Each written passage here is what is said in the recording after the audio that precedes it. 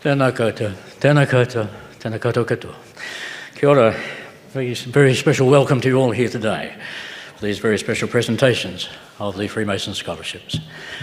I'm Kevin Nelson. I join here today emceeing the role, and for each of you, I know there'll be a formal welcome, but on a personal basis, a very special welcome here to the splendour of the Legislative Council chamber. I'm obliged, under the rules of Parliament here, to read the following safety procedures. I'll do them as they are written by the parliamentary staff. Should the fire alarm sound, please evacuate the venue via the same route you entered or via the nearest safe exit. Please follow the directions of security staff and fire wardens. The evacuation assembly point is Bolger Park at the rear of Parliament.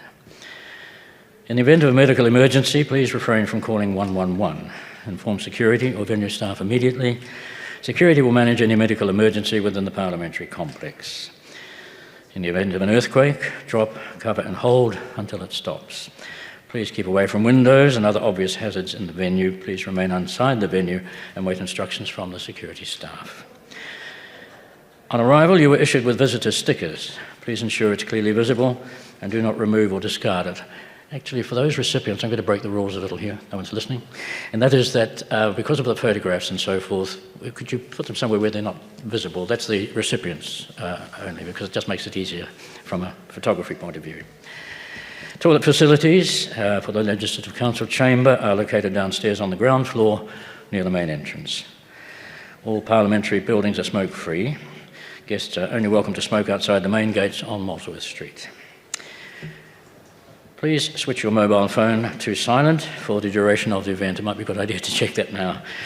Photos are permitted within the Legislative Council room and outside in the Grand Hall, but please do not take photographs anywhere outside of here. The division bells, I'm not sure whether they sound today, but every Tuesday, Wednesday and Thursday during sitting weeks, the divisional bells will sound for the members in the debating chamber at 1:15 and 6 p.m. So these are not going to apply, I think, particularly to us today. However, that is the official welcome of the rules of the parliamentary staff. So I'd invite you to be upstanding as we welcome our official guests for today. Would you please stand?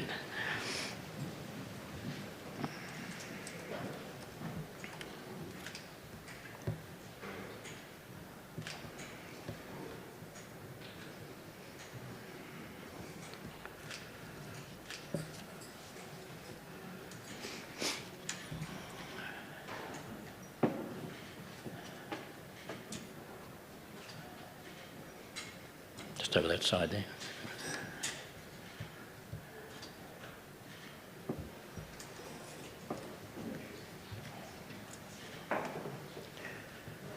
Thank you. Would you all please be seated?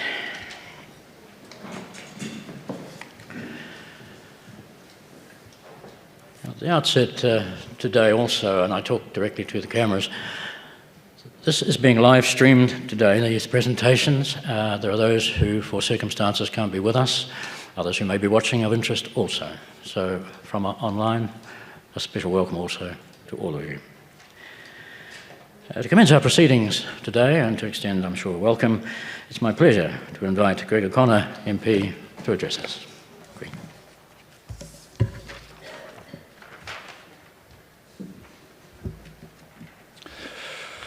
Kia ora, Kevin.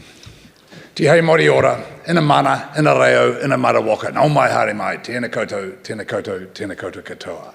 And welcome to your place. I'm Greg O'Connor. I'm the Member of Parliament for Ohariu, which is, for those who are out of town, is one of the Wellington seats. But importantly, I have been privileged enough to be here to welcome this group, these new recipients, since 2018. And it's one of the highlights of my calendar, can I say. We sort of set our calendar by the different events that come up. And when I know that this event is coming, it's always around budget time. And so everything sort of budget, everything that happens around Parliament happens around budget time. It's the highlight of the political year, if you like. So tagging ourselves, as we almost invariably do, you're right here at the most important time of the year. Very, very appropriately so, I might add. Can I also acknowledge the Grand Master Jim Watt. Welcome, Jim, back again, and your partner. And we're neighbours too, so it's great to see you here. And Brad Olson, who Brad was, I understand, we'll be speaking later on, was a recipient in 2018, and we were just discussing as to whether that was the first year I gave out these prizes or not. But he looked at his camera and thought perhaps it wasn't. So hopefully in 5 years' time, when one of you recipients is here coming back, we'll be able to discuss as to whether I was the one who gave you the prize. Look, one thing about the Freemasons is why I really enjoy being involved in this. It doesn't matter where you are in New Zealand, every little town in New Zealand, it's two things they have. They all have a memorial from the wars, which we've just celebrated with Anzac, but they also have a Masonic hall, somewhere, often not in the main street, and it's something that is very much part of the fabric of New Zealand, within communities. And something I've noticed up in my own community, up in Johnsonville, there's a hall, and you start to recognise the signs. And when you see that, so much of life is about having some touchstones. You know, we have legends, we have other parts that we discuss that are important in our lives, but sometimes you just need a touchstone. I know those places that we all know, recognise, and often don't even know what their true purpose is. And I think all of you, particularly recipients now, possibly one of the first times you'll have had contact with Freemasons, you'll go back to your communities now and you'll now recognise, you'll be beneficiaries of these of the largesse of the organisation, but you also start to hopefully understand just the important role that they have played in the history of New Zealand, where we've arrived today, with the first Freemasons arrived with European history, and obviously the European, that part of that history is what we are today. So thank you for the work you do, thank you for the contributions to society, and no better contribution than contributing to the research, the studies, and the ongoing development of New Zealand youth. We can't ask for more than that. We can't contribute better than that. So it is my absolute pleasure today to welcome you here, to host you here, and I'm enjoying, really looking forward to reading the booklet and seeing the talent, because one thing so often that you'll see people, even probably in your own communities, lamenting young people in New Zealand today. Well, I just say, go to a ceremony like I get to go to, where you just see the quality of young people that are coming through New Zealand. So I'm sitting down there reading your dissertations and enjoying the fact that I'm in a country that continues to produce the talent that is on display here today. Nā rewa, tēnā koutou, tēnā koutou, tēnā koutou katoa.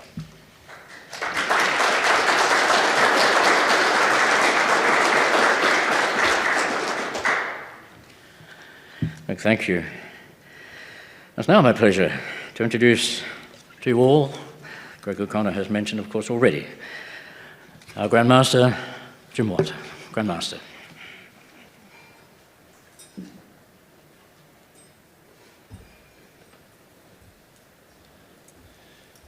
You'll have to excuse me, a recent knee operation's got me a wee bit slow at the moment. Welcome to our recipients, family and friends, distinguished guests, thank you for coming. Thank you for being here today as we gather to honour a remarkable group of young scholars, all high achievers. And it's my distinct honour to welcome you all, your families, your loved ones, on behalf of all the Freemasons of New Zealand. This year marks the 46th anniversary of the presentation of these awards, or these scholarships, initiated in 1978. To date, we've proudly celebrated over 1,600 students and made contributions surpassing probably $6 million, reflecting our commitment to fostering academic excellence and encouraging community involvement. So today we celebrate you. This microphone's not picking up very well. Today we celebrate you as the class of 2024 and as the latest beneficiaries of our great tradition. I also welcome, as Greg said, to your Parliament buildings, especially these two marvellous rooms that you've been in. This is the old legislative chamber, which was used for the upper house up until 1951, and of course the Great Hall next door. This is where, after a general election, the speech from the throne is done by the Governor-General. And it's in this very room in 1954 that the Queen was the first ever monarch to actually physically open Parliament in New Zealand, so this very room. But who are we, the Freemasons, the Grand Lodge of New Zealand? The precise origins of Freemasonry have been lost in time. However, its traditions date back to the Middle Ages and to the stonemasons who built the cathedrals and castles of Europe.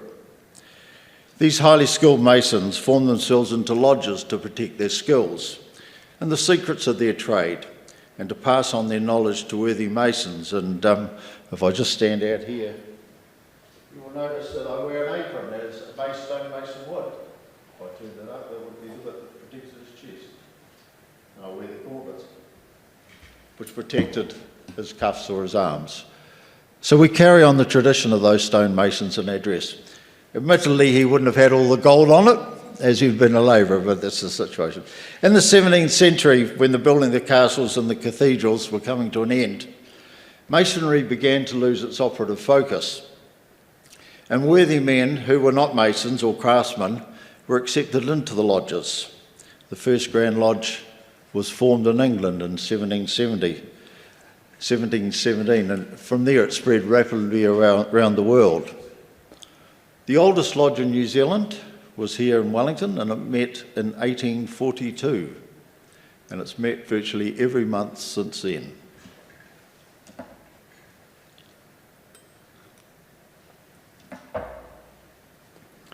And just by way of interest, that predates the sitting of Parliament by 12 years. So you've undoubtedly heard of us as that group with weird rituals, secret handshakes, and a plan to take over the world.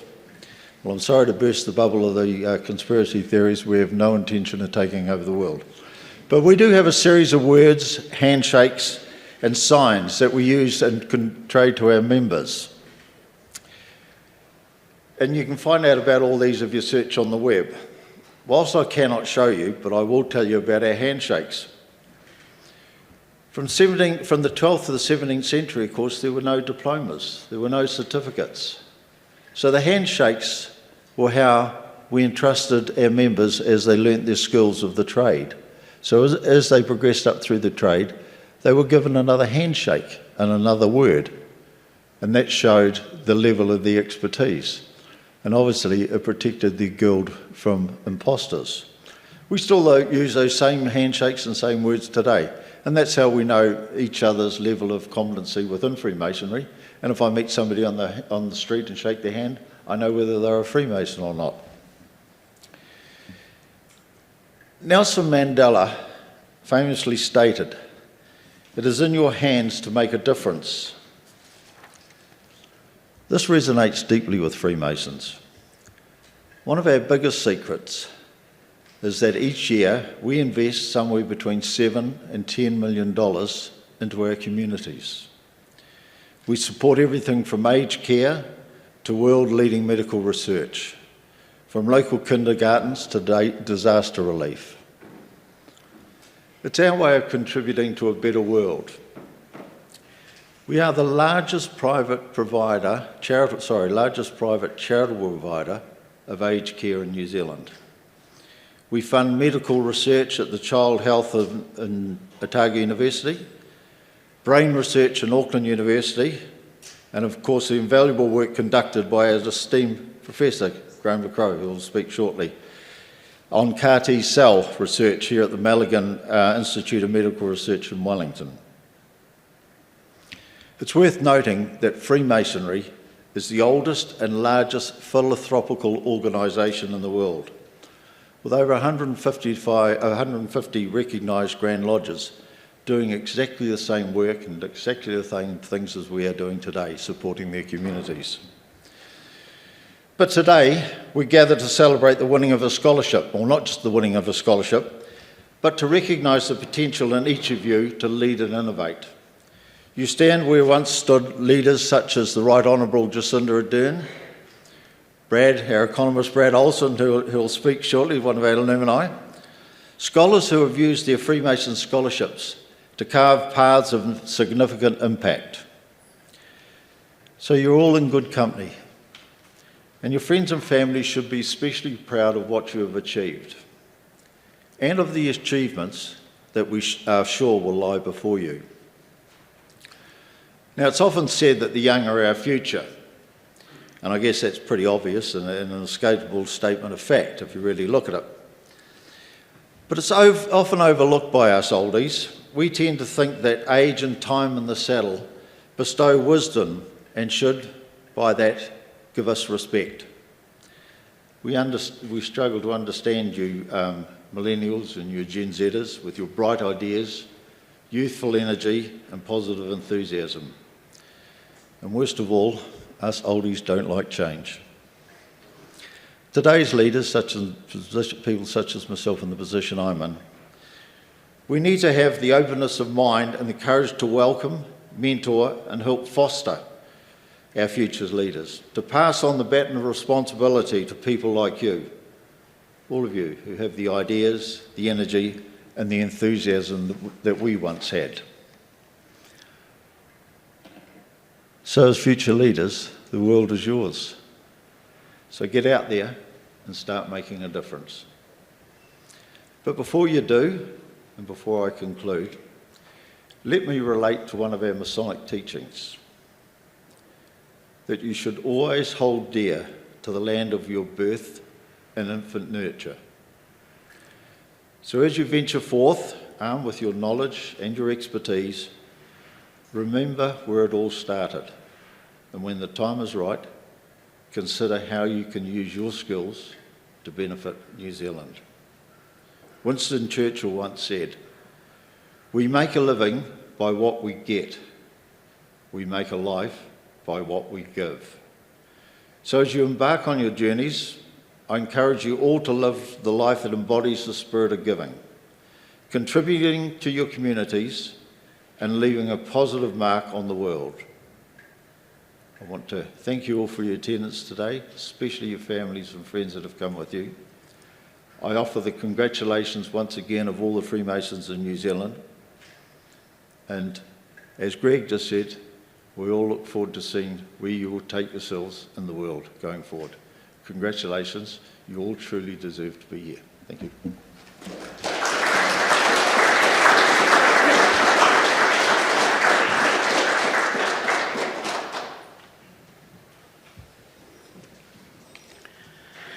Grand Master, thank you. Now it's my very real pleasure, as has already been mentioned by the Grand Master, to introduce Professor Graham LeGros, a companion of the New Zealand Order of Merit, to address us.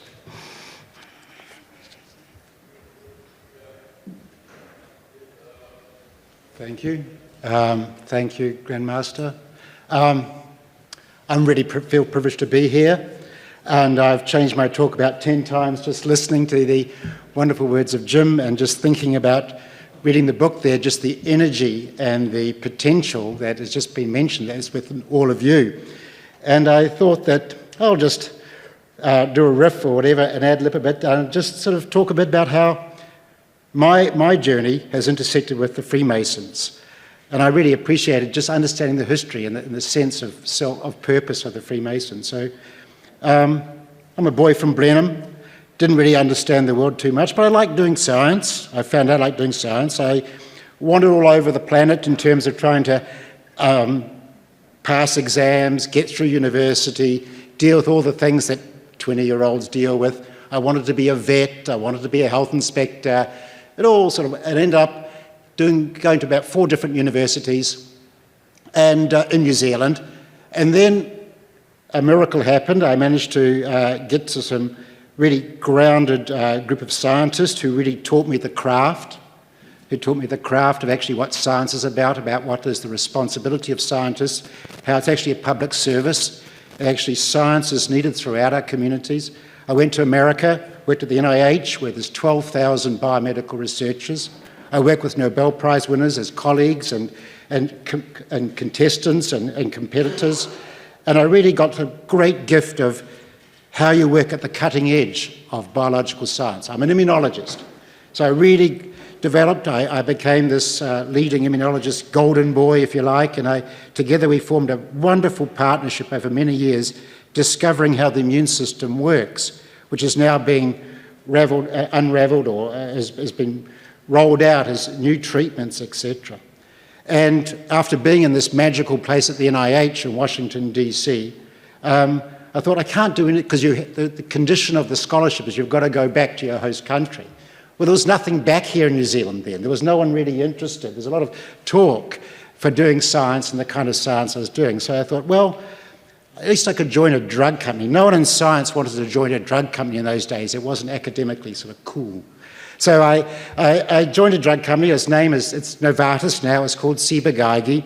And I spent 5 years working in Basel, Switzerland. And I actually had another shock.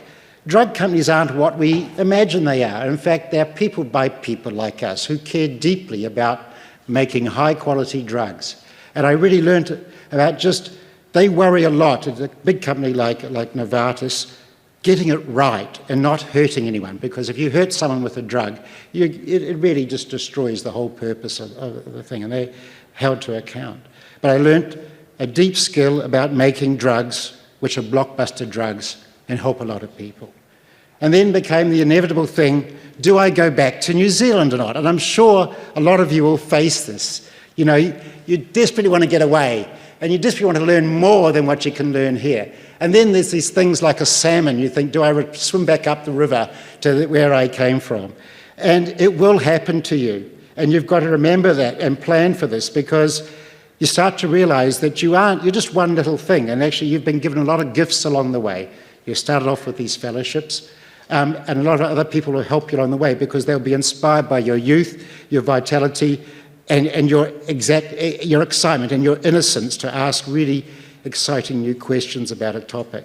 But you will think about coming back, and you'll think about, what do I come back to? And I came back, and I was conned, as most poor new returning New Zealanders are, that I think it was in 1993, Simon Upton was the Minister of Science, and he put himself in the Time magazine and said, the New Zealand government wants to invest in science. And I thought, oh, that's a message for me. I'll come back to New Zealand and do something, blah, blah, blah. But it was a bit of an aspirational idea at that time, more than anything else. I came back, there was nothing. It was a complete con. And, but I got about building. And I could have gone to Auckland, which was the biggest thing since sliced bread, and that's the only place you could do science. But actually, my wife, who's also a scientist, an immunologist, she says, no, Graham, Wellington feels right, and there was nothing here. But we came here and we started to build. And we actually built first a relationship with the community. And we learned about how, because that's the only people who are going to fund us down here in Wellington, we started to build some really exciting projects because we were completely free. And we're actually only working with the community because the community wanted things to happen around cancer. And one of the most moving things for me, being a cocky young scientist, was this man came in and he says, look, I hear you're in cancer research. We were doing a lot of work on mice and cancer at the time, and no one believed you could cure cancer with the immune system. And he said, my daughter, she's 30 years old, she's got 3 kids, and she's got this very terminal cancer. Can you do anything for her? I'm a granddad and stuff like that. And I had that first big adult shock. The world moves in very important ways beyond me, myself, and my little needs. And I realized, gee, we've actually got nothing going in that way. And I set about, we've got to do something. We've got to start something here. We've got to start something here in Wellington. And that's when we started, bit by bit, build up the momentum around a human cancer immunotherapies. And we did a lot of amazing stuff with just a very small number of people here in New Zealand. And then we got an opportunity to really progress that and become something which actually could be significant and change the way cancer is treated with the immune system. And so I got on the stage and shouted a bit louder, and I met the Freemasons. And the Freemasons said, hey, we're interested in what you're talking about. We're interested in what you're trying to do. And I said to them, hey, I promise you this, it will not be a short journey. It will be a long journey. That suits us. I said, I don't know all the pathways. This is risky science, but it could change outcomes. It could actually change the way we do things. And that's really exciting to us as the Freemasons. And so we set apart an amazing partnership. You've been there for us, always driving, always saying we believe. And actually it's been so powerful, those simple words, those simple things. So I don't know where I am with my time. How much more time have I got? Okay, thank you. And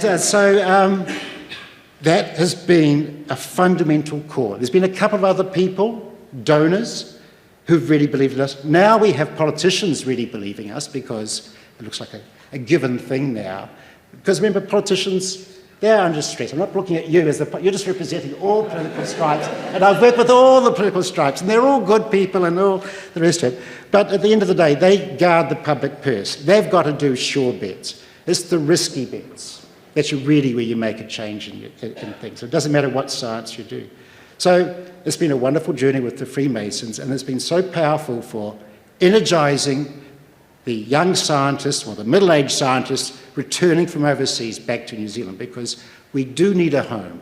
We do need people who believe in us, and the ones that really do are the community. I don't think it's really wise to always think about the government and government grants and universities. You've really got to engage with the community, because they're the ones that want to see things changed here in this society. They want us to do our craft, and they want us to make things better for New Zealand. So I put that as advice for you. You probably remember it maybe in years to come, because at the moment you're just brash and want, like I was, and get going. So let's have a slide or two. Harnessing the power of the immune system. So I'm a scientist, and we all share that interest in science. We are together, all the young people and me, although I'm getting a bit old. This is a immune cell. They change colour sometimes. And I've studied an awful lot how immune cells move around in our body and do many different things, but one of them in particular is very interesting. They kill cancer. They kill cancer so damn quick. It disappears. Poof, it's gone.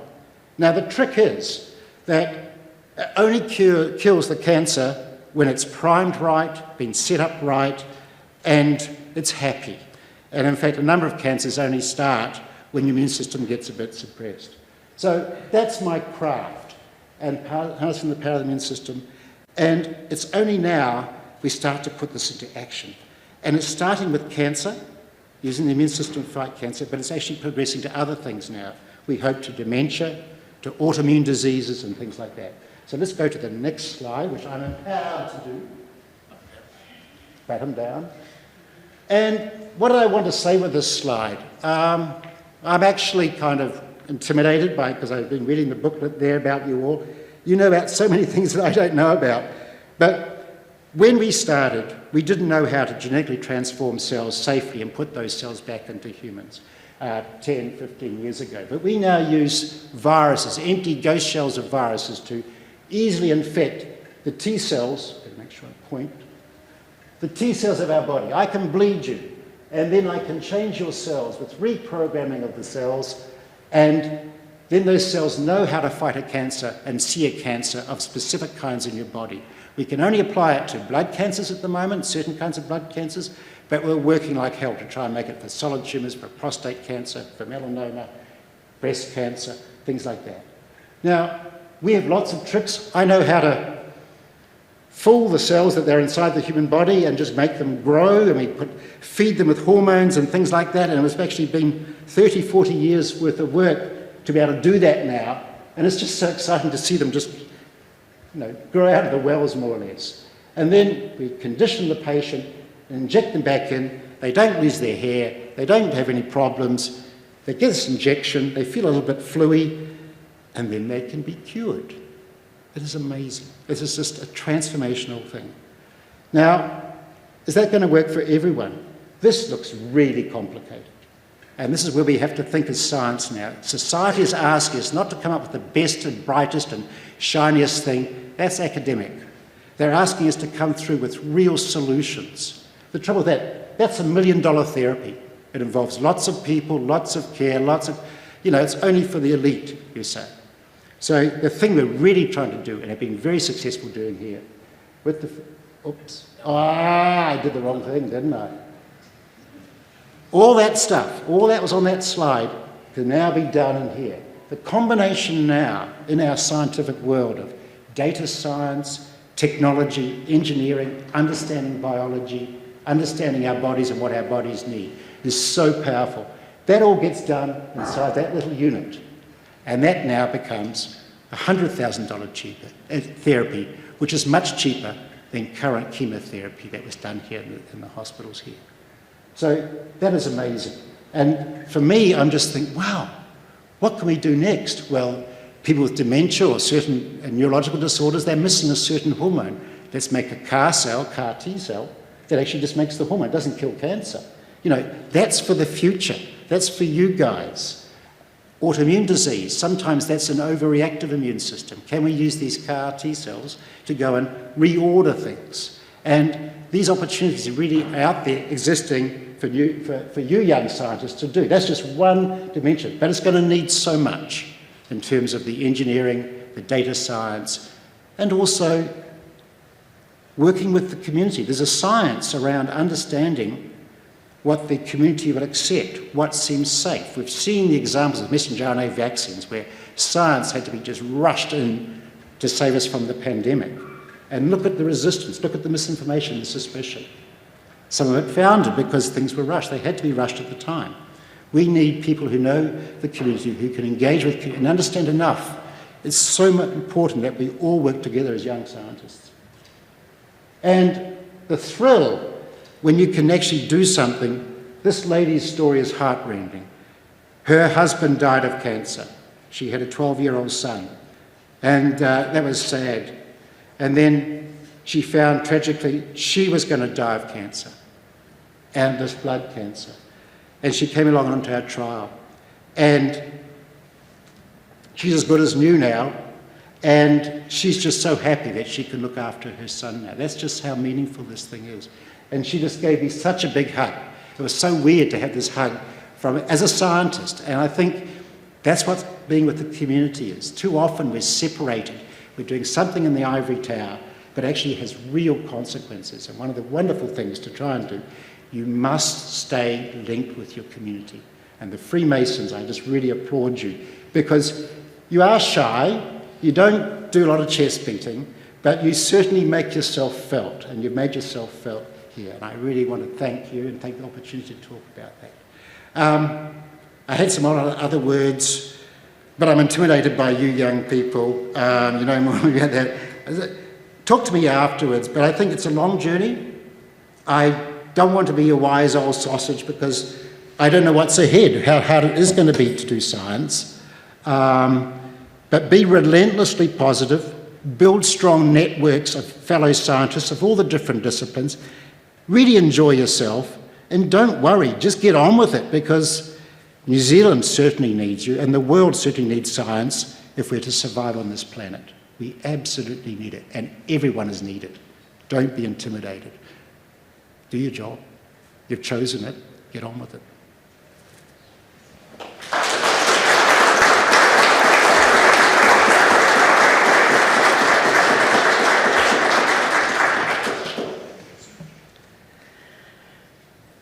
Graham, I think I'd be happy to let you go on for the afternoon, to be honest. It was wonderful. Thank you so much.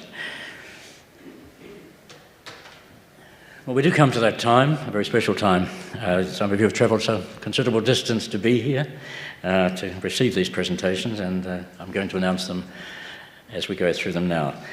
The procedure I explained to our recipients is that when I call that recipient's name, they will stand, and as I read a slightly reduced bio that's in the booklet, they'll come forward on the stage, joined by the Grand Master, and at that stage the award will be handed across.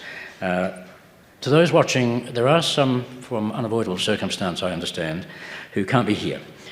So before I call the first recipient up, I'm going to include those because they may well be watching. The first of those is from the Auckland University of Technology. It's Angela Fife.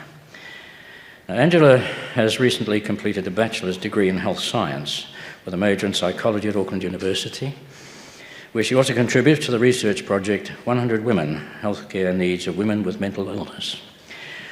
In 2024, Angela is also undertaking an honours year in health science at AUT, followed by a Master of Health Science and Master of Counselling Psychology. Angela is dedicated to working in child and maternal mental health and is involved in community service, volunteering in the Young Mums program and serving on the Student Shadow Board and Innovations Grants Panel at AUT. Her background in circus and physical theatre adds a unique dimension to her academic and professional pursuits. And Jessica Lowe. Jessica is nearing completion, this is from the University of Auckland, of her conjoint Bachelor of Law and Bachelor of Commerce at the University of Auckland, focusing on information systems and law, with graduation anticipated in 2024. Her academic work, including a notable research paper on marketing in the metaverse universe, has led her to pursue a Master of Law at the University of Cambridge, focusing on technology and family law. Actively promoting diversity and inclusion, Jessica has interned with Girlboss and led initiatives such as a Women's Networking Night. Professionally, she aims to join BCG in 2025, focusing on sustainable technologies and climate change strategies. Additionally, Jessica contributes to community and diversity through leadership roles in various organisations, including founding a digital marketing firm supporting social causes. But we do come to those who are physically present. And Celeste Tan, if you just come to the stage with the Grand Master. Celeste is a third-year student at the University of Auckland, excelling in her Bachelor of Health Science, Bachelor of Science conjoint degree in Population Health and Psychology. She is consistently ranking in the top 5% of her cohort. Celeste's academic pursuits include a research project on music and childhood cognitive development with Dr. Rebecca Evans as part of the Growing Up in New Zealand study, and a summer studentship at the Auckland Bioengineering Institute. In addition to her academic achievements, Celeste holds leadership roles such as President of the Auckland University Population Health Students Association and Director of Events for Women in Health Network. She has an obvious passion for music, playing the piano, flute and saxophone, and is a member of the Balin Youth Band. She has taken on roles from section leader to assistant music director. Celeste's diverse skills and interests underscore her commitment to her studies and community involvement. Ladies and gentlemen, Celeste Tan.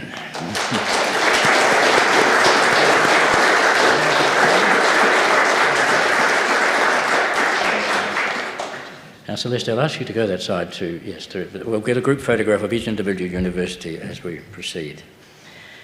The next recipient, Ethan McCormick. Ethan is finalising his Bachelor of Arts, Bachelor of Science conjoint degree at the University of Auckland, majoring in environmental science, biological science and politics and international relations, and is planning postgraduate studies in public policy overseas. Ethan aims to address New Zealand's environmental challenges on his return, with a particular focus on the Predator-Free 2050 initiative, highlighting its importance for biodiversity and community cohesion. Active in conservation since 2018, Ethan has led projects like expanding traplines in Mangamangaroa Valley and initiating the Pest-Free Howick Schools Cadetship Program, educating youth on environmental stewardship. Furthermore, he has produced a documentary series on East Auckland's history, underscoring his commitment to environmental and community education. Ethan's leadership roles demonstrate his dedication to fostering community action for environmental presentation. Ladies and gentlemen, Ethan McCormick.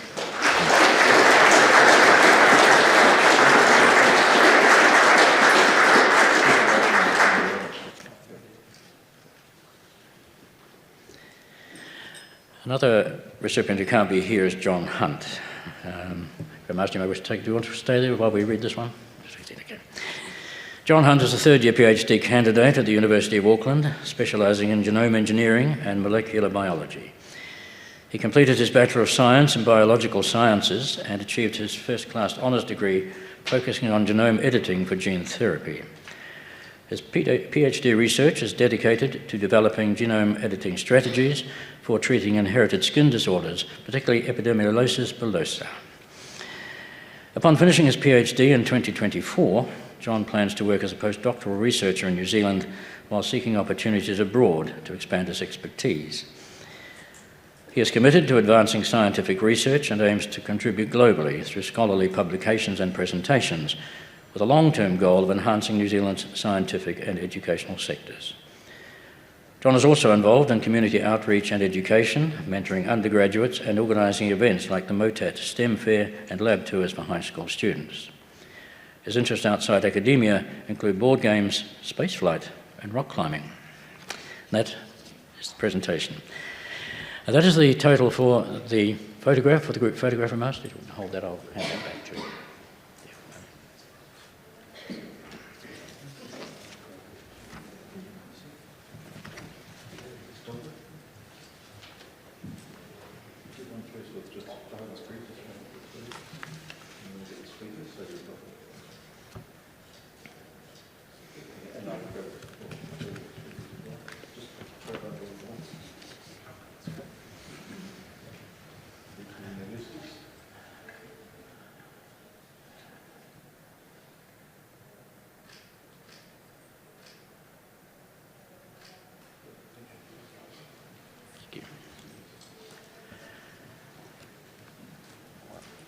We now move to the University of Waikato. Again, a non-attendee, I'm afraid, Gemma Wilshire. Gemma is an honours student at Victoria University, majoring in supply chain and logistics management within the Bachelor of Management Studies program. Her academic focus is on global logistics and digital business transformation, equipping her for today's technology-driven marketplace. Her practical experience includes a pivotal internship at Mainfreight, where she developed a deeper understanding of the logistics sector and reinforced her desire to innovate and enhance organisational efficiency. Raised in Whakatane, Gemma's passion for logistics was influenced early on by her father's work in log transport.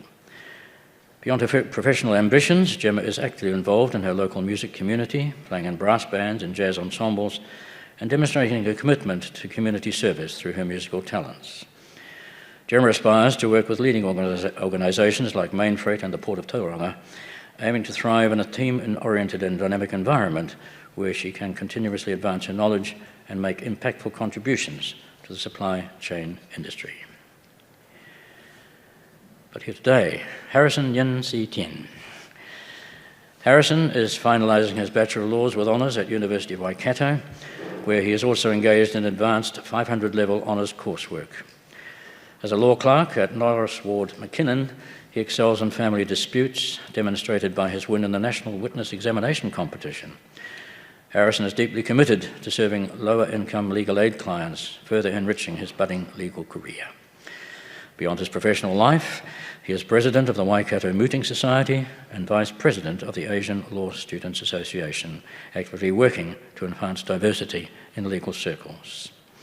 He also mentors younger law students and volunteers at Community Law Waikato, helping those unable to afford legal services.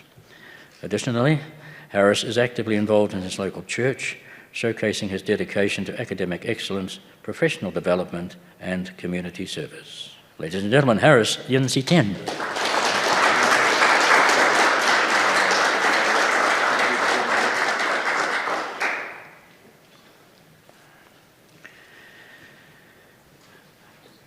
We're approaching the end of those not in attendance, but I will continue with those at this stage. Levi Jorne.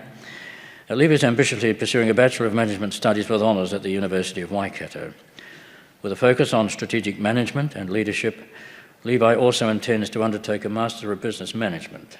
He currently works as finance sales representative for MTF Te Awamutu, gaining practical experience while planning to transition to full-time work upon graduation to further his goal of business ownership. At 22, Levi is balancing his universal commitments while supporting his young family in Hamilton. Levi's commitment to community service is evident from his part as a volunteer missionary in Japan and Auckland, where he led various community and sports initiatives. He continues this dedication in Hamilton as a youth group leader, organising activities that foster leadership and physical well-being among young people. Levi's academic pursuits, professional work and community involvement reflect a strong dedication to personal and community growth. Now we come to Ashton Racer. Ashton is undertaking a Master of Science in Environmental Studies at the University of Waikato, focusing his thesis on developing a cost-effective method of detecting pest fish species in shallow lakes using environmental DNA. This research enables him to facilitate the early detection and possible eradication of invasive species like koi. Alongside his academic work, Ashton is training intensively to compete for New Zealand in the men's K2 500-metre canoe sprint at the Paris 2024 Olympics, illustrating his dual commitment to both his sport and environmental conservation. Ashton aims to use his master's degree to become an environmental consultant, specialising in freshwater and biosecurity issues, particularly the sustainable management of New Zealand's aquatic environment. At 25, Ashton leverages his status as a high-performance athlete to raise awareness of freshwater issues and advocates for better management practices through his connections in the sports community. His commitment to conservation is also reflected in his past role as a surf lifeguard and ongoing volunteer work in public education on water safety and environmental preservation. Ashton exemplifies the role of an athlete scientist committed to enhancing New Zealand's aquatic environments. Ladies and gentlemen, Ashton Race.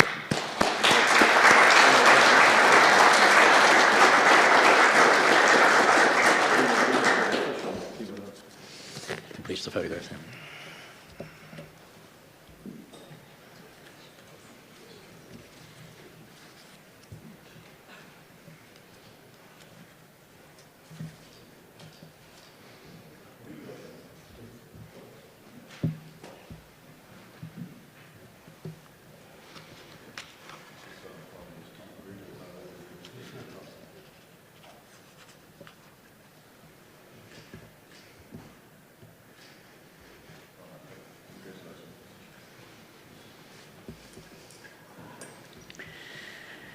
And we move now to Massey University and to Ben Woolston. Ben, a previous recipient of a Freemasons University Scholarship, is now pursuing a Master of Environmental Management at Massey University. His thesis, supervised by Dr. Ranveer Singh and Dr. David Horn, focuses on nutrient loss and mitigation in intensive pastoral farming within the lower Manawatu River catchment. His coursework includes advanced environmental management and land system change, among other subjects. Ben's career is dedicated to bridging the gap between regulators and agricultural producers in New Zealand, aiming to work with regional councils or central agencies like the Ministry for the Environment and the Ministry for Primary Industries. He seeks to develop sustainable agricultural practices that also protect the environment. Living just outside Palmerston North with his wife Rosie and their 4 children, Ben is a dedicated member of his community. He serves as the chairman of the deacons at his church, participates in local sports, and is active in community event performances. He also contributes to a local catchment group focusing on water quality and biodiversity. Ben's engagement in his studies, career, and community life emphasises his commitment to a sustainable future for both New Zealand's environment and its agricultural sector. Ladies and gentlemen, Ben Woolston.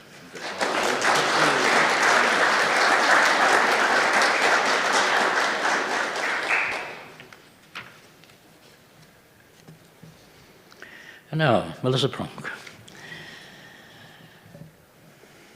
Melissa is studying for her Bachelor of Arts in Environmental Studies with a minor in Planning Studies at the Massey University and plans to continue with a Master of Environmental Management in 2025. Her studies span geography, sociology, anthropology, history, policy and planning, preparing her for a career in environmental planning. Aiming to utilise her background in event management and community education, Melissa seeks roles at the Otago Regional Council or Dunedin City Council to develop educational programs focused on climate resilience and regenerative farming. She is particularly interested in roles that blend office and field work, aspiring to eventually become a biodiversity officer. Raised in South Auckland, Melissa's commitment to environmental issues was sparked by her leadership in the Natural Heritage Society in Oamaru, where she started the Community Classroom project to educate on urban agricultural and sustainable living.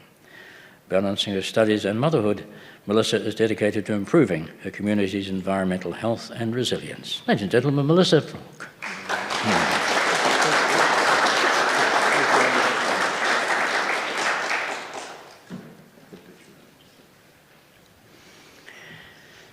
We do have 2 more not in attendance here at this point. Olivia Edarira is a keen geology student studying a Bachelor of Science at Massey University, Manawatu, majoring in ecology and conservation.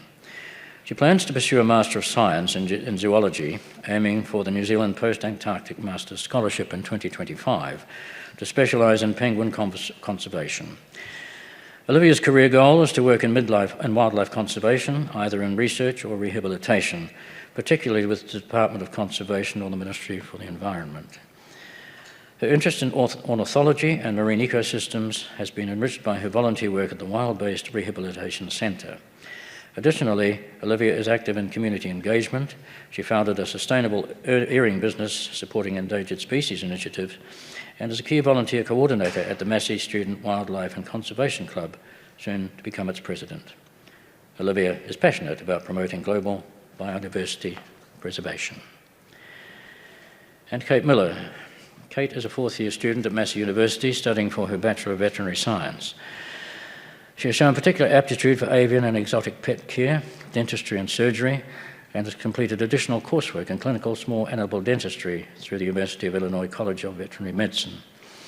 Upon graduation, Kate plans to work as a mixed veterinarian in New Zealand, while also aiming to work overseas to blend her professional ambitions with her love of travel. She is dedicating to ongoing professional development and seeks to work in a clinical environment that prioritises sustainability. In addition to her academic and career pursuits, Kate is an enthusiastic volunteer in her community. She coordinates educational activities for the Massey Complementary Veterinary Therapies Club and volunteers with ARRC Wildlife Trust, Whanganui Bird Rescue Centre and Wild-Based Recovery, focusing on wildlife rehabilitation. Kate also integrates her passion for the performing arts into her university life by choreographing dances for veterinary school events, enhancing both her and her peers' experience at the university. Those are the ones to take. So we go from here to Victoria.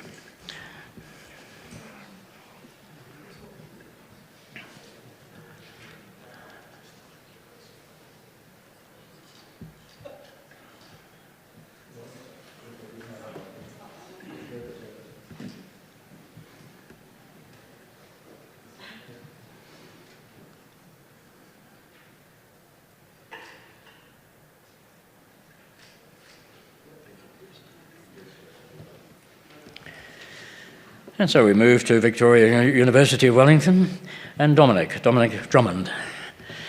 Dominic is advancing his education in forensic psychology, poised to become the thesis component of his Masters in 2024.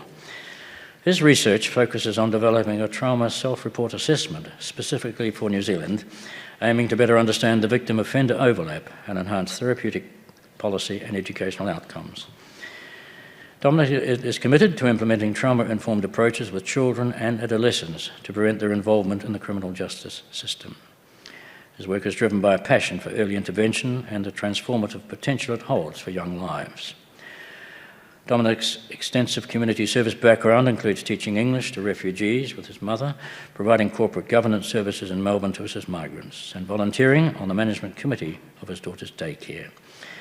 Dominic's career is characterised by a deep commitment to social justice and improving community well-being, reflecting his ongoing dedication to positive societal change. Ladies and gentlemen, Dominic Drummond.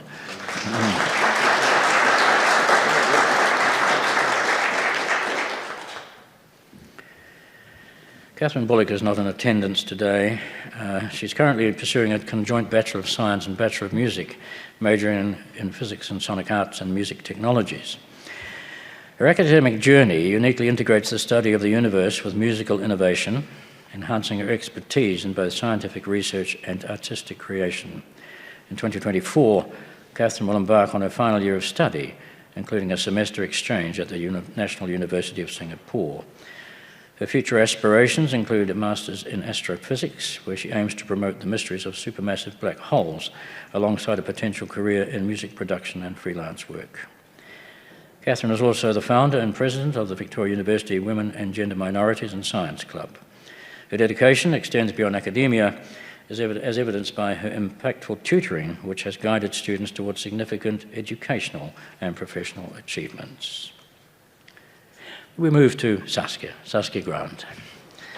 Saskia is in her final year at Victoria, where she's pursuing a conjoint Bachelor of Arts and Bachelor of Communications, specialising in international relationships and political communication with minors in political science and German.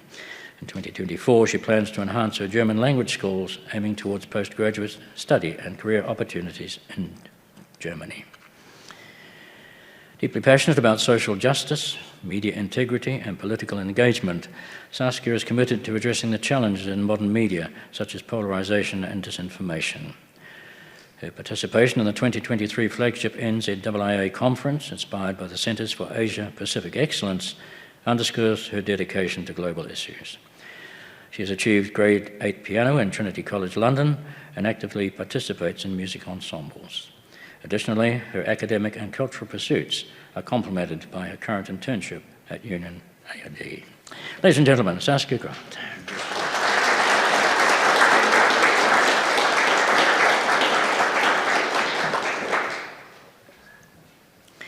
And now Lila Madden. Lila is set to advance her commitment to environmental sustainability by pursuing a Master of Climate Change Science and Policy at Victoria University. With a background in geography, environmental studies and public policy, she is eager to deepen her expertise in global environmental strategies and policy development. Her ultimate goal is to establish an environmental consultancy that pioneers innovative climate solutions and promotes sustainable practices. A dedicated community leader, Lila has demonstrated significant commitment to social and environmental causes throughout her academic and volunteer endeavours. Her volunteer work extends globally, from supporting environmental initiatives in Uganda to managing social media for a science conference. Lila's achievements include winning the Sir Paul Callaghan Eureka Awards for her presentation on innovative agricultural solutions and being named Young Science Communicator of the Year 2019. Ladies and gentlemen, Lila Madden.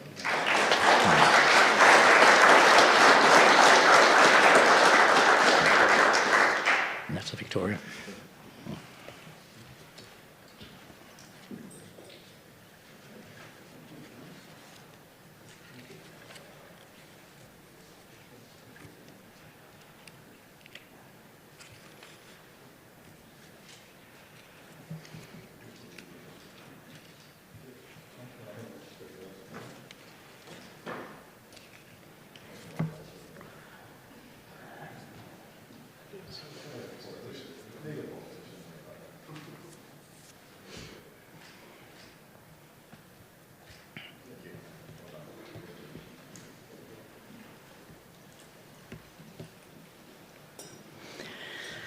And so we move to Lincoln University. George Gibbs. George is currently pursuing his as a Master of Science in Conservation and Ecology, focusing on the morphological and genetic diversity of New Zealand mantis. His research involves collecting specimens nationwide for DNA sequencing and engaging with iwi to integrate Mātauranga Māori into his studies. He has enjoyed his role as a demonstrator at Lincoln University and as a volunteer educator. His expertise in entomology, genomics, and taxonomy also prepares him for roles in research and curation. Raised in Christchurch and Moana, George's passion for ecology and entomology was nurtured from a young age by his mother. George has been actively involved in community service from an early age, volunteering with city missions and local churches, and later taking leadership roles in community and university settings. At Lincoln University, he co-founded Iconic, a club supporting students with disabilities. George's commitment to his studies and community service reflects a deep dedication to making a positive impact on both local and scientific communities. Ladies and gentlemen, George Gibbs.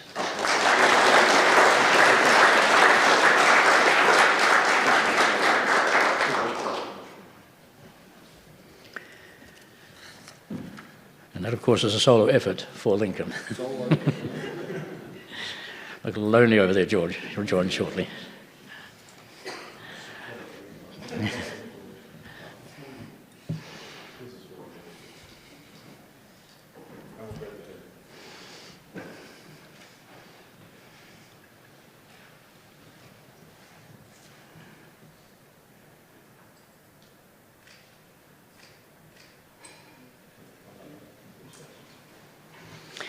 And we move to the University of Canterbury, Mackenzie Prue.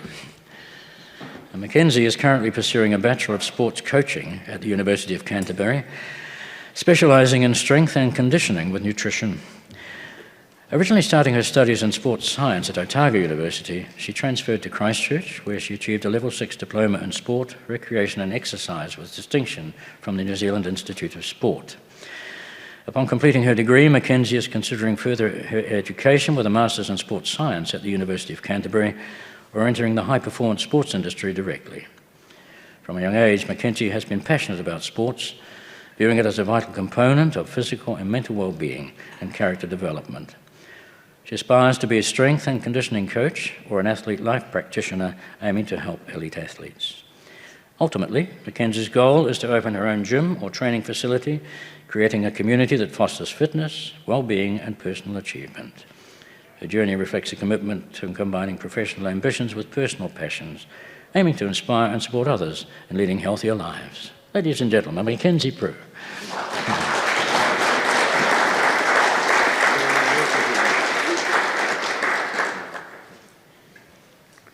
Move to Eden Pigeon.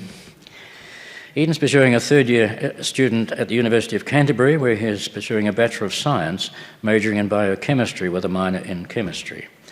In 2024, Eden plans to undertake an honours degree in either biochemistry or chemistry, involving a full-year research project and advanced coursework.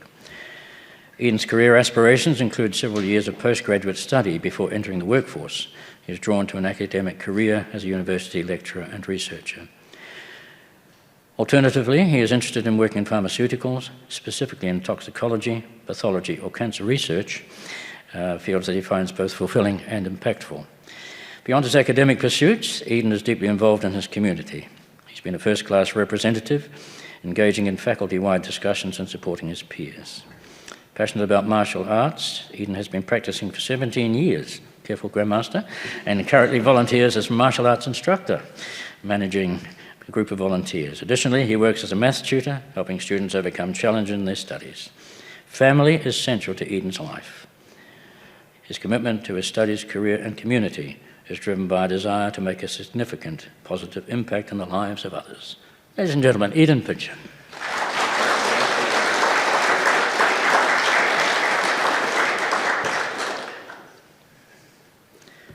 And we move to the second Dominic of the day, Dominic Bain. Dominic is currently preparing to enter the clinical psychology program, aiming for a postgraduate diploma in clinical psychology and Master of Science concurrently at the University of Canterbury.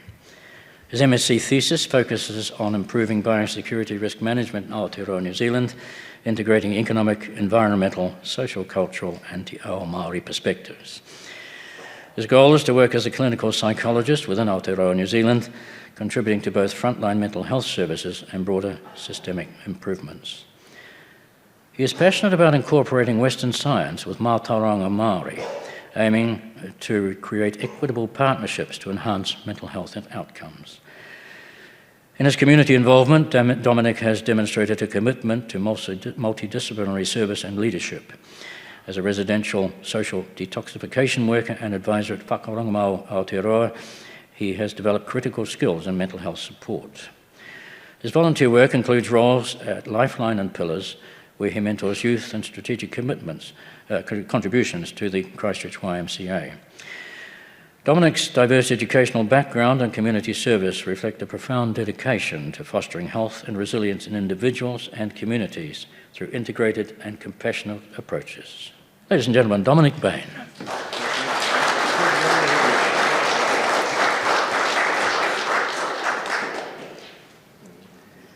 And we move to Caleb Pittman. Caleb is set to complete his Bachelor of Science in Psychology in 2024 and plans to continue with a Master of Science in Industrial and Organisational Psychology. His academic journey is intricately linked with his previous experience in the New Zealand Defence Force, and he aims to re-enlist as a field psychologist. Caleb's goal is to apply his academic knowledge within the organisational psychology realm of the military, where he can influence and improve the workplace environment.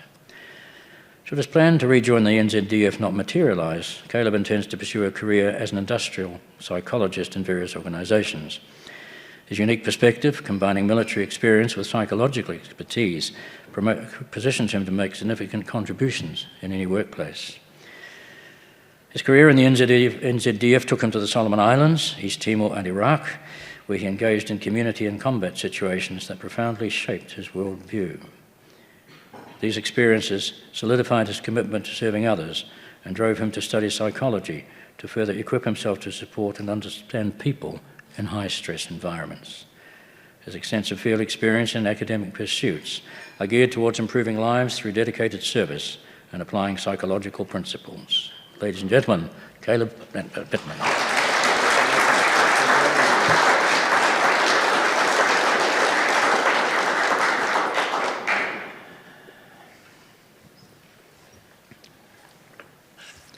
Now, Marion Renneker. Marion, is there? Yeah, hiding that end. Marion approach to her studies, career and community engagement reflects a profound commitment to making significant positive impact, supporting others' well-being and promoting psychological health through her professional and voluntary activities. Marianne is a second-year psychology student at the University of Canterbury. She aims to complete her undergraduate degree, followed by an honours year and a master's degree. Her professional goals include working in government entities, focused on public welfare and rehabilitation, progressing to leadership roles in psychology, possibly entering private practice or consulting. Marion is also committed to mentoring new psychologists and engaging in community advocacy for well-being. In addition to her academic pursuits, Marion actively contributes to community services. She volunteers for Heart Kids and the Echo Volunteer Group and participated in the COVID-19 Army. Her involvement extends to Howick Historical Village and collaboration with Zonta on women's empowerment. Furthermore, she supports the arts through her participation in the Christchurch Youth Choir and University Theatre Club. Marion's approach to her studies and community involvement underscores her profound dedication to improving well-being and promoting psychological health. Ladies and gentlemen, Marion Renneker.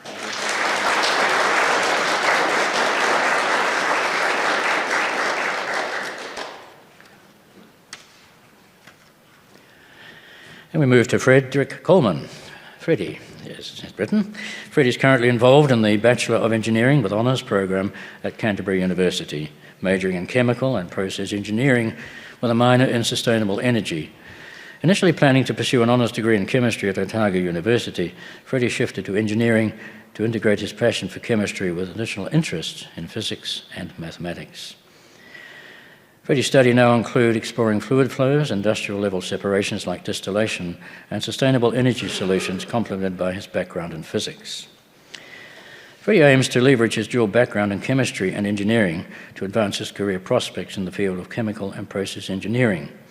He is particularly drawn to sustainable energy engineering, envisioning potential roles in optimizing plant energy use or electricity production. Long-term, Freddie is considering retraining as a nuclear engineer, recognising the growing global reliance on nuclear power alongside renewable energy sources. Utilising the leadership and teaching skills he has developed through his volunteering and his role in the Territorials, Freddie anticipates a promotion to Lance Corporal in the Territorials, which will further enhance his leadership capabilities and prove beneficial in any professional context. Freddie, I think probably with that background, you'd better apply for a commission instead of a Lance Corporal. Okay. Ladies and gentlemen, Freddie Coleman.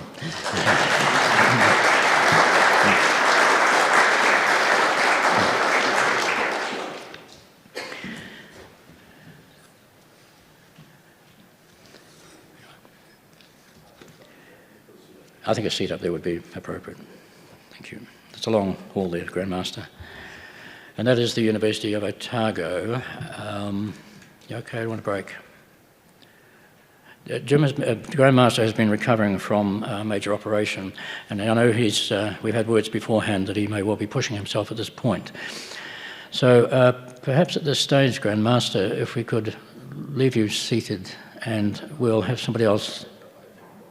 That's all right, there's nothing to apologise for. Are you comfortable on a seat, or would I get some other Freemason to present these?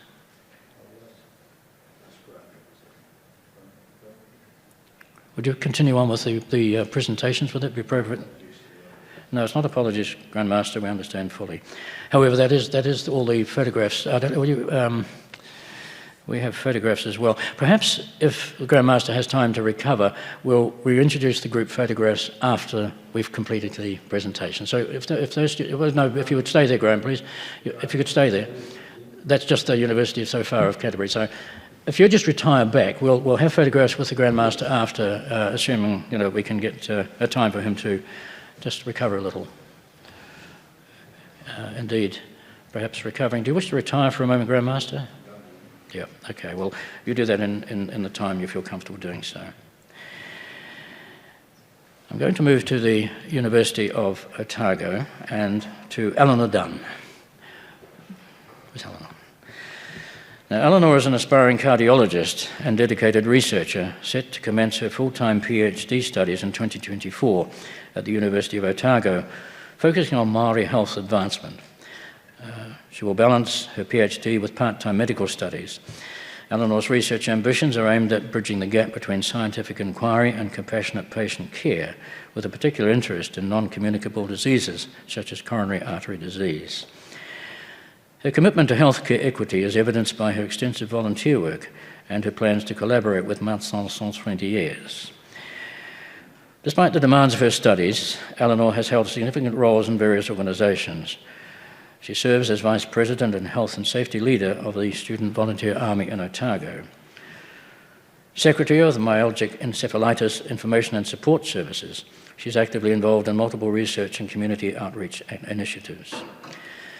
Eleanor's recognition includes multiple scholarships and commendations, reflecting her outstanding dedication to the medical field and community service.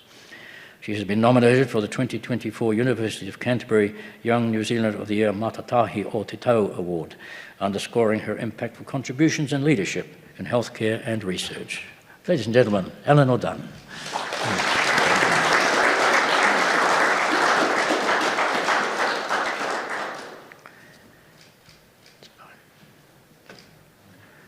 Would you like to retire over to that side, just outside over the other off the stage there, just over in the corner? That's fine. And we move now to Petra Fisher. And Petra is a passionate science student hailing from Whitianga, is pursuing an honours degree in physics at the University of Otago, focusing on developing sophisticated mathematical models to better understand Saturn's hexagonal storm, a poorly understood atmospheric phenomenon. Passionate about space sciences, Petra aims to be at the forefront of the field, whether through pioneering astrophysical research or innovative rocket technology. She is set to intern at Rocket Lab, where she will contribute to the guidance, navigation and control sector, blending her academic background with her enthusiasm for space science. An active community leader, Petra has significantly contributed to environmental conservation and student leadership. She is president of the Otago Mathematics and Science and Physics Students Association and a submaster at Knox College. Petra's varied interests also include outdoor sports and music. Her commitments extend beyond her career ambitions as she actively supports and mentors young women and rural students in STEM, aiming to inspire the next generation of scientists and leaders. Ladies and gentlemen, Petra Fisher.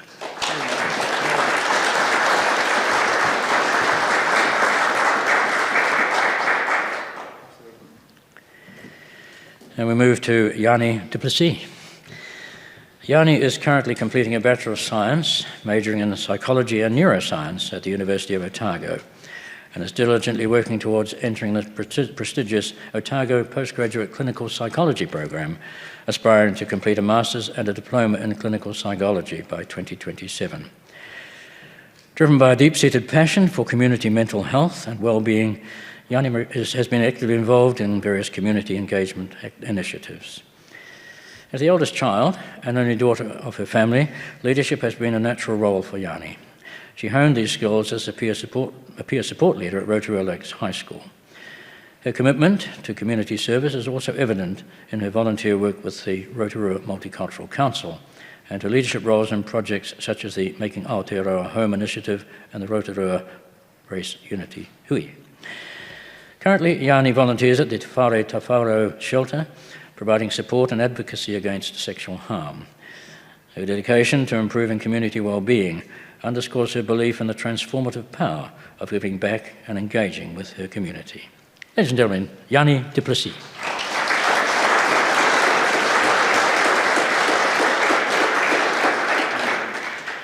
I want to, Graham, if we can invite you now to take the photograph of this group, and then perhaps this is a full group with, all now, thanks, yes, and then we'll take one of the Grand Master afterwards if his health is okay.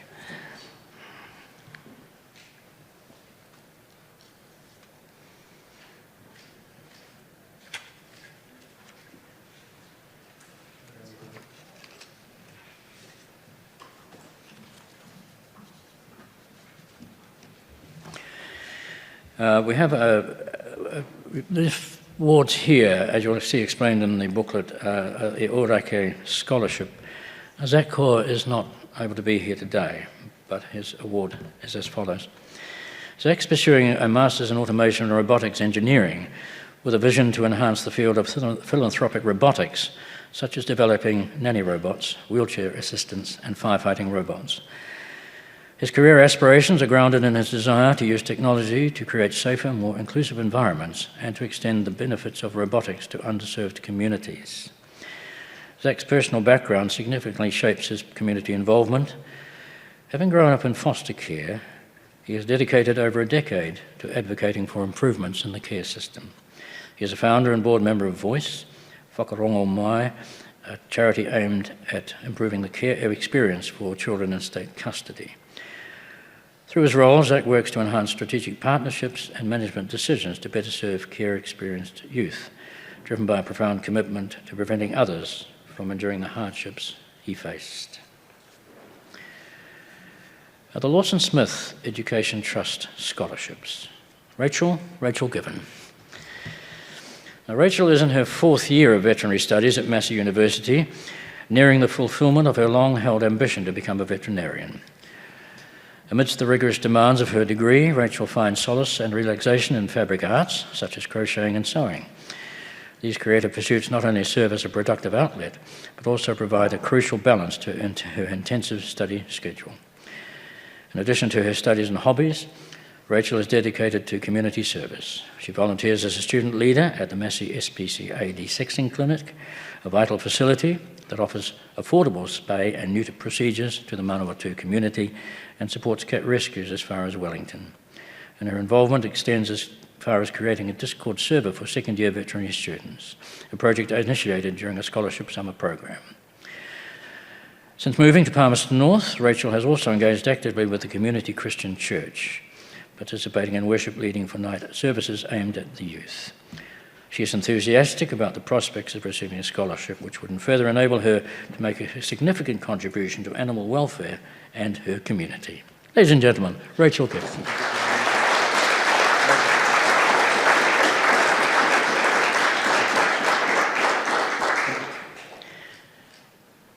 Rachel, would you just stand over there? That'd be great. Also at Lawson Smith, Melissa Balkett. Melissa is a driven second-year veterinary student at Massey University, aiming to graduate in 2026. Since her arrival in Palmerston North in 2022, she has become an integral part of the university community.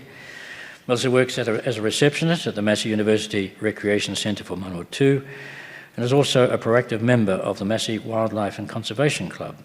She also holds a significant role as a Massey University Peer Scholar. Her commitment extends beyond academics to robust participation in sports, notably netball, where she represented Massey University at the University Tertiary New Zealand Netball Competition and secured a bronze medal. Additionally, Melissa actively contributes to community welfare through the Massey SPCA desexing clinic, where she enhances her veterinary skills by assisting in spaying and neutering cats at affordable rates for the public. With a passion for the outdoors and wildlife conservation, she engages in activities like resetting flat rat traps in the Ruahine forest to support local fauna. Melissa's dedication to her studies and community, combined with her leadership in environmental and veterinary studies initiatives, exemplifies her commitment to making a meaningful impact in her field and in the community. Ladies and gentlemen, Melissa Barker.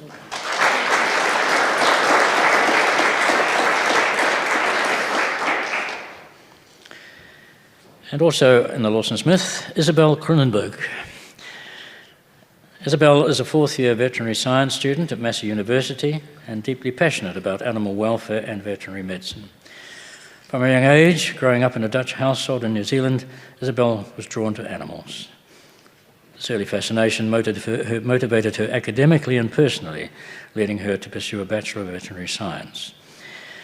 Isabel's academic journey is intertwined with her cultural pride and strong sense of community service. She appreciates her unique heritage and actively involves in cultural and community events. Her family, mostly based in the Netherlands, instilled in her a strong community-oriented mindset, which she carries forward in her current endeavours. In her veterinary studies, Isabel is particularly interested in the health and treatment of animals.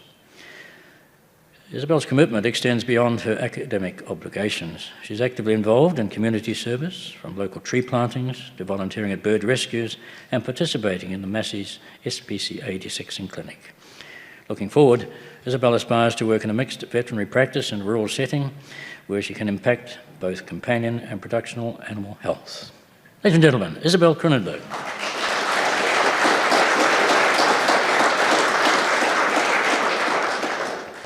And also under the Lawson Smith is Nika Keita. Nika, originally from Dunedin, is a dedicated veterinary science student at Massey University. Her journey into veterinary medicine was inspired by a childhood surrounded by animals and a passion for animal welfare. As the Ducks of Queen's High School in 2010, and later a graduate with distinction in MSc in zoology from the University of Otago, Nika has consistently excelled academically. She worked as a research administrator at the University of Otago, where she assisted research teams in securing grants while also volunteering at the Dunedin SPCA. Nika aspires to become a shelter clinic to open a shelter clinic offering care for unhomed animals and subsidised services for low-income pet owners, alongside community education programs to promote responsible pet ownership. In addition to her studies, where she maintains a high GPA and has been awarded the Massey University Undergraduate Excellence Scholarship for 2023, Nika works patient care at the Massey Vet Hospital and mentors a second-year vet student. And outside her professional pursuits, she is passionate, a fitness coach, actively involved in her local community through various wellness and charitable activities. Ladies and gentlemen, Nika Keita.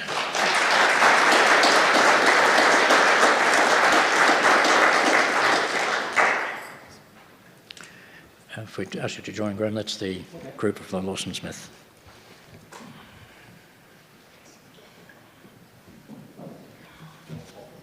You all right?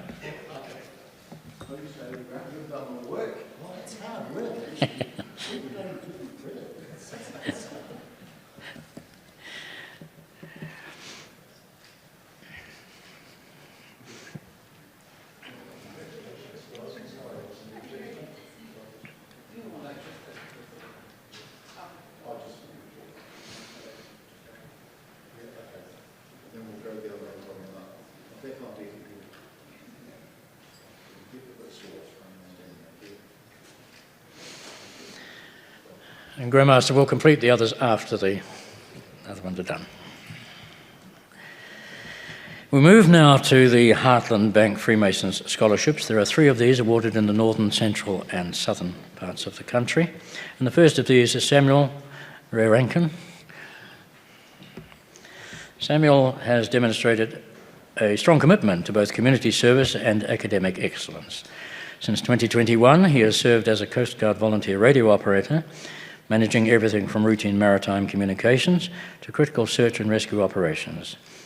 He has also led Rosmini College's charitable wing, Young Vinnies, where he spearheaded initiatives like Eddie's Meals in collaboration with Ian Jones, MNZM, alongside organising student volunteer efforts at local charity shops and community service facilities. He has completed his completion of the Duke of Edinburgh Gold Award, a 21-day Outward Bound leadership course. His global perspective was further enhanced by a 3-month student exchange at Lycée Charles de Gaulle in Bruns in France. Academically, Samuel has been accepted into the University of Auckland for a Bachelor of Commerce in Global Studies, majoring in global politics and human rights and economics. He has also applied for the prestigious Sciences Po in France, aiming to deepen his understanding of global politics and economics, with a focus on Asia and the Pacific. Ambitious about his future, Samuel aspires to a career in diplomacy or politics. Ladies and gentlemen, Samuel Ray Rankin.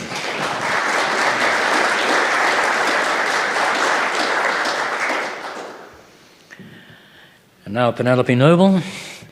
And Penelope is currently pursuing a conjoint bachelor degree at Victoria University of Wellington, majoring in molecular pharmacology and medicinal chemistry and marine biology. Her academic journey is marked by a series of notable accolades, including the Evan Jane Memorial Tray for excellence in school drama and the Rebecca Innes Tray for her contributions to the choir. Beyond her academic achievements, Penelope has demonstrated a strong commitment to community involvement through her leadership in Young Vinnies at her school. Penelope's career aspirations are focused on making a significant impact in the field of medical research. She aims to become a lab technician or scientist, contributing to the discovery of new medications to cure diseases. Additionally, driven by personal reasons, she is particularly passionate about developing drugs to assist individuals who are neurodiverse, like her brother, to improve their quality of life. This dedication to advancing medical science and her deep personal connections to her field of study make Penelope a compelling candidate for support as she continues her education and research to achieve these impactful goals. Ladies and gentlemen, Penelope Noble.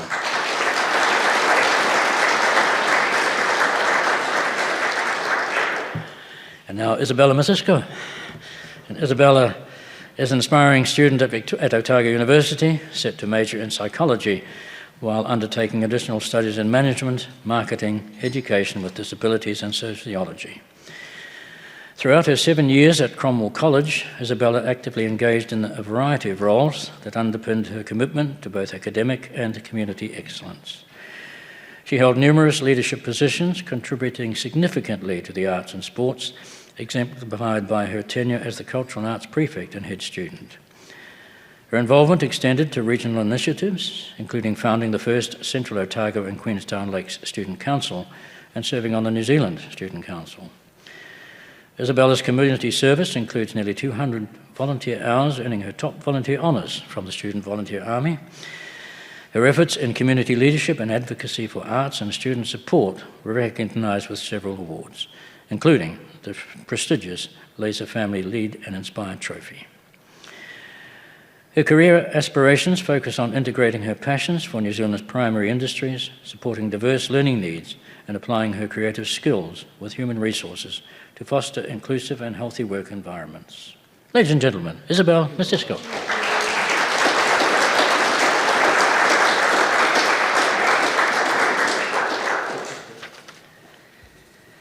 Thank you. Just the photographs, that's the one.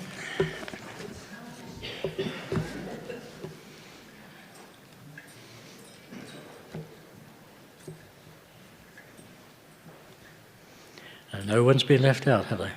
No. Okay.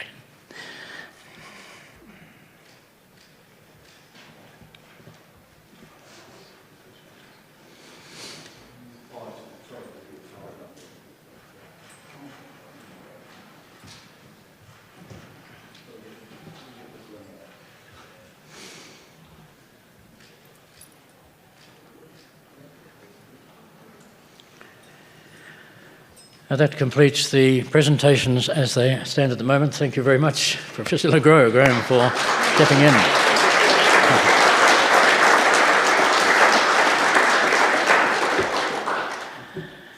Over the considerable number of years that I've been invited to act as the MC for these presentations, as with Greg O'Connor, I'm consistently struck with the wonderful standard and the inspiration that each of you here give to all of us. And in that sense, for the rest of us here, in one final accolade, I'd ask all the recipients to please stand for a moment.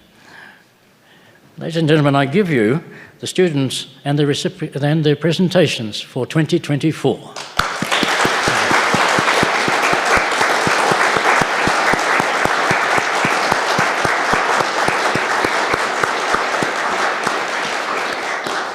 Thank you.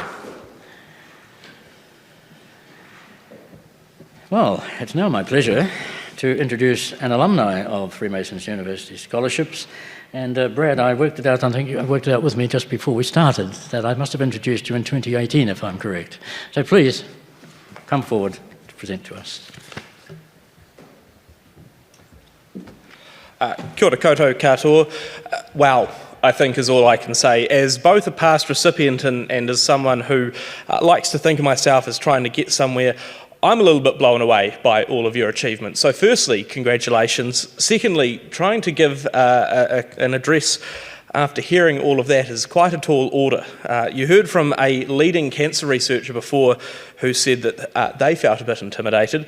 As a 27-year-old standing before you, I feel like your class of 2024 might be slightly better, in fact quite a bit better than 2018. In my mind, I think what really strikes me going through all of your bios, hearing all that you're doing, and importantly what the Freemasons Scholarship provides, is this is not an academic prize. It comprises so much more than that, and was something that really struck me both in my own time going through the scholarship process, but also hearing your stories today. You are not just the best and brightest, but you're the people that care, and you go through life serving your communities, being leaders, and also being academic pioneers. Now, I was given 3 broad tasks today. Given time, I'm going to be an efficient economist and try and trim that down. But what struck me as well was the similarities, in a sense, I expect with some of your journeys and some that I've had. To be fair, I'm an economist who gets to tell people every day that the housing market's cooked. You guys are vets, cancer researchers, literal rocket scientists. So again, I feel like you've got a little bit more direct impact on how things go. But in a sense, I think what you've all done is demonstrate a little bit of your impatience. And that's a good thing, because you'll be told a number of times that you are the future. That's not quite right. You're actually, more importantly, the present. So don't wait. And by the looks of it, of those bios, you haven't. You're taking things by the horns. You're running it hard. You're making sure that you're leaving this place better off than it was when you started. And that's important, because the world is so much more of a complex place today. War and conflict remains far more prevalent than we ever would have expected it. The climate is changing around us. The big thorny issues are still there, and they're getting bigger and bigger. So we've got to look for ways to push ahead and improve our lives and the lives of others in our community. Change seems to be the only constant, and that means that if you are, as any good New Zealander is, out in the surf and the waves, you can either turn your back on the wave and get bowled over, or you can dive into it and make sure that you swim into the future. It's once said that if something's important to you, you'll make time, and if not, you'll make excuses. And I think what struck me with all of your conversations and bios today is that you are looking at how you can make the most difference, how you can make sure that you carve out time for the important stuff. You're not content to sit back, you really are striving forward. And that, I think, is the most important thing as we look to the future, and I encourage you to keep doing this, is that no one's going to come along and save this place for us. We have to do it ourselves, and I'm more than encouraged these days, after hearing all of that, about the work that you're willing to do, the time and effort you're putting in to go into the future. This Freemason Scholarship will help. Life is expensive out there. The cost of living crisis is a real thing, and certainly as a student, that's a difficult one at the best of times. A number of you have jobs, part-time, full-time or otherwise, to make sure that you can get through, and so that support is critical. Also important to acknowledge the support that you've got here wider today, your friends and family, the ones who you'll fall back on in the tough times, and there will be tough times. But our future will be measured by the progress that we make for others, not the money or the fame that we seek to acquire. We all owe it to ourselves and to those who have supported us to go on and shift the dial. The pursuit of a better tomorrow for society demands nothing less, and I'm more than confident that you will always all take us into that much better, much brighter future. Congratulations, and thank you so much for all that you do and all that you will do in the future.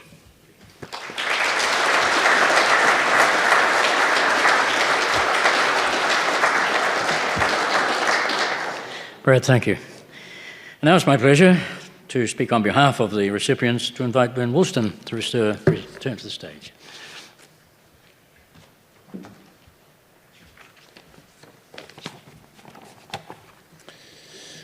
Right, good afternoon everyone. My name is Ben Woolston, as you already know, and it's my privilege to give the student address at this 2024 Freemasons Scholarship Awards ceremony. Firstly, I'd like to acknowledge and thank the Freemasons both personally and on behalf of all those who have received awards this year. Every year the Freemasons give generously to so many different causes across New Zealand, and one of the amazing ways they do this is to continue to support high achieving and community-oriented students through these awards, as we've seen today. So let's give a round of applause to the Freemasons first of all.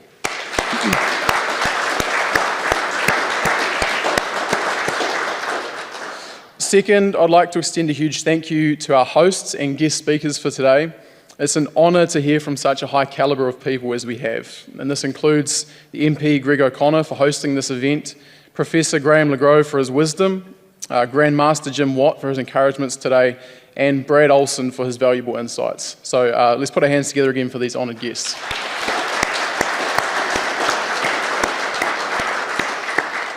Third, I'd also like to thank my family who have supported me through the years of study and have put up with me having my nose in books all the time, or laptops. I'm aware that this has taken time from them, and I'm grateful for the sacrifice and support of my wife, Rosie, who's here today. As a past recipient of a Freemasons undergraduate scholarship, I want to recognise the importance of these scholarships. As individuals and families, the benefits are obvious.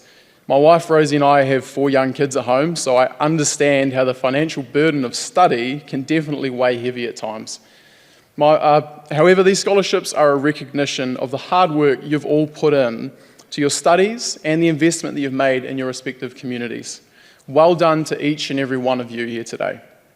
I hope that these scholarships are a means to your continued success both academically and in your various communities. These types of occasions can be great opportunities to reflect on our respective journeys in life. All the hard work, the ups and the downs, and the opportunities that have led to this point today.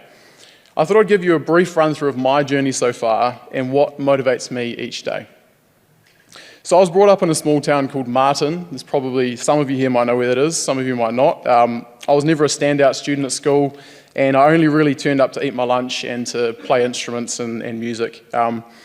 At 18 years old, I reached the crossroads in life like every other school leaver.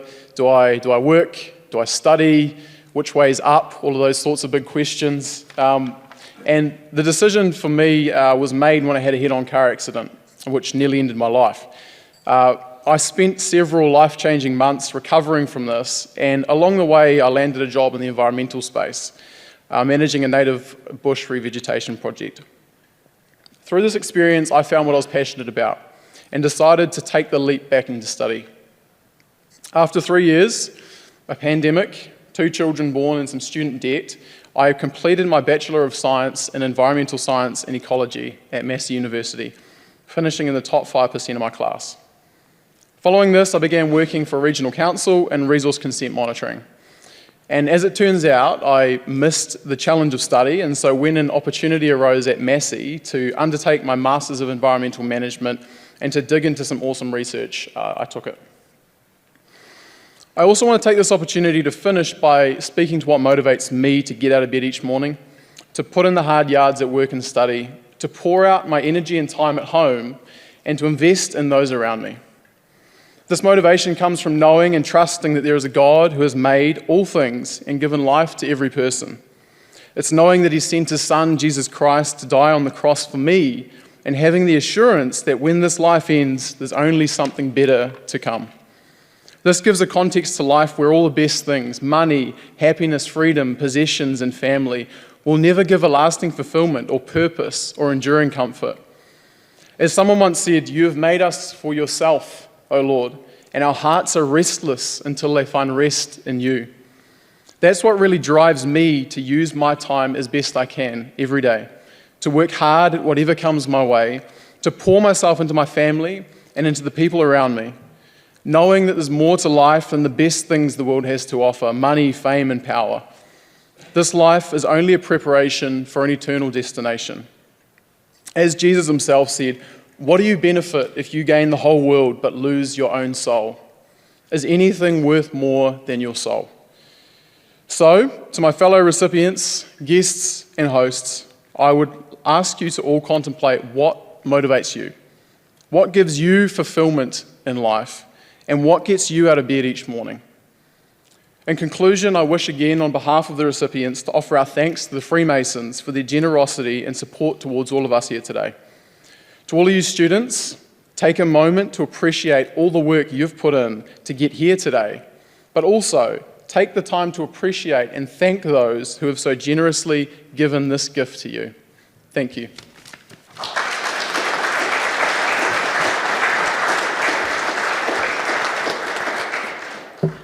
Ben, thank you.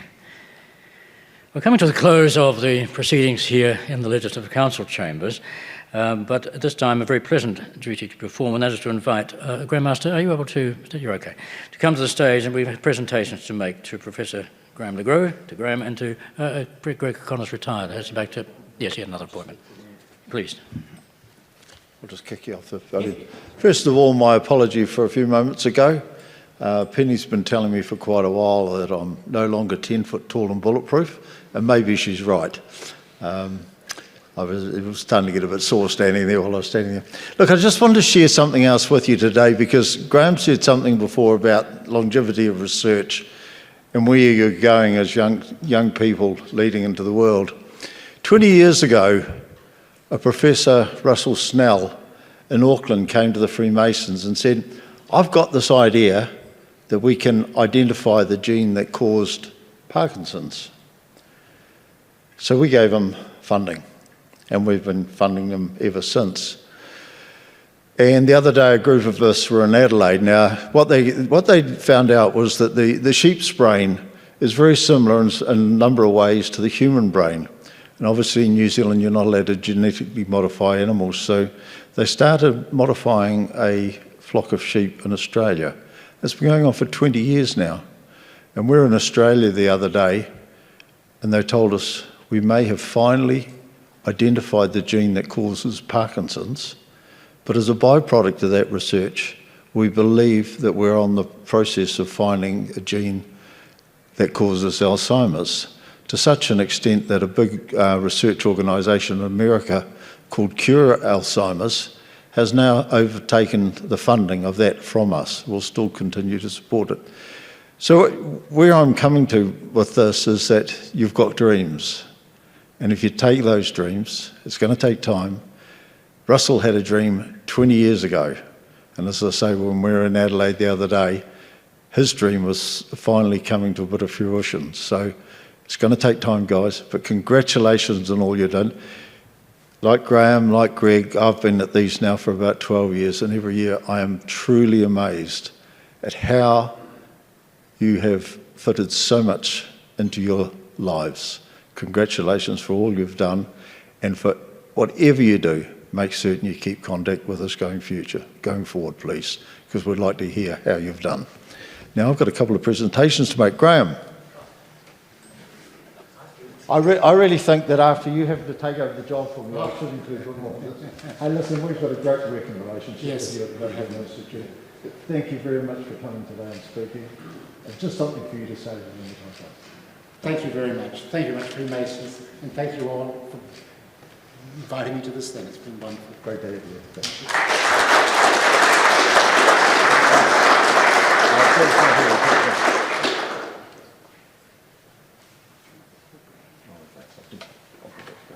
Brad. Now, we've all watched you on TV, and you and I ran into each other in the Pirate Club a while back, and I said to you, you're going to have to come and talk in 2024. Thank you for coming and doing so. I think it's great for the recipients to actually hear how you're doing. They see you every day on television as well and realise that the future is bright for them. So congratulations so much. Thank you for that.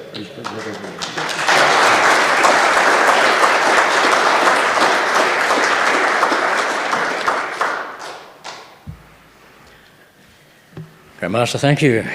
Well, that now concludes the 2024 presentations.